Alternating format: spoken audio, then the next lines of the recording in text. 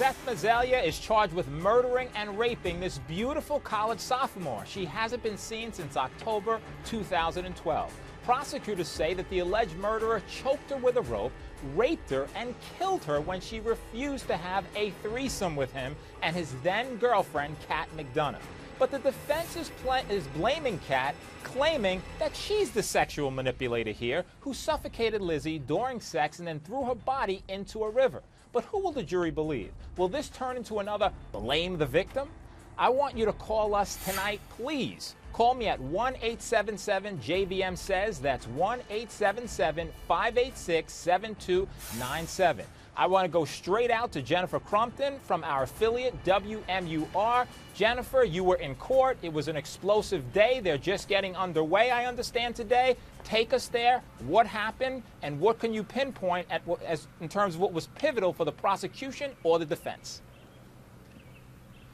Well, today we're opening statements. It was really where both sides laid out their cases and really opened us up to some of the direction they're taking this case, and it incredibly two very different narratives. I know you set it up with how things are breaking down, that on the prosecution side, it's all Seth Mazelia's fault. They described his relationship with Kat McDonough, his girlfriend, as of master and slave, that he was getting her to try to recruit young women to join them in threesomes, that he had his eyes on young Lizzie Marriott because she and Kat had worked together, and that he devised this plan to lure her there and get her involved in their bondage and sadomasochism, and that when she got there, she said no, that they actually may have played a game of strict poker, but she did not want to do anything more, and that he strangled her with a rope and had sex with her, and then they concocted a story to get rid of her body. All along they were saying that Kat McDonough was the innocent in this, that she followed along because she was his slave, both in their sexual relationship and in life.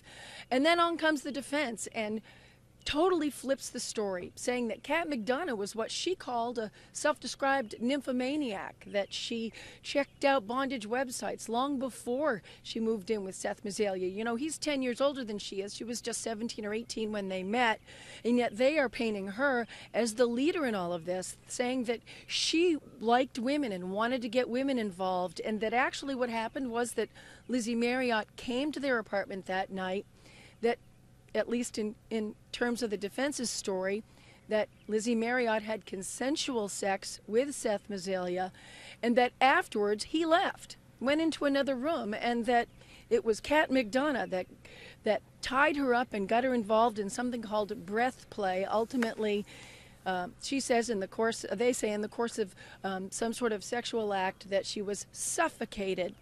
Jennifer, I'm sure it was very powerful. Terribly wrong. I'm sure it was very powerful in that courtroom. I want you to continue to follow this. We're going to be following this trial. We're going to be speaking about it, and we appreciate you so much for giving us your point of view in terms of what happened today in court. Thank you, Jennifer.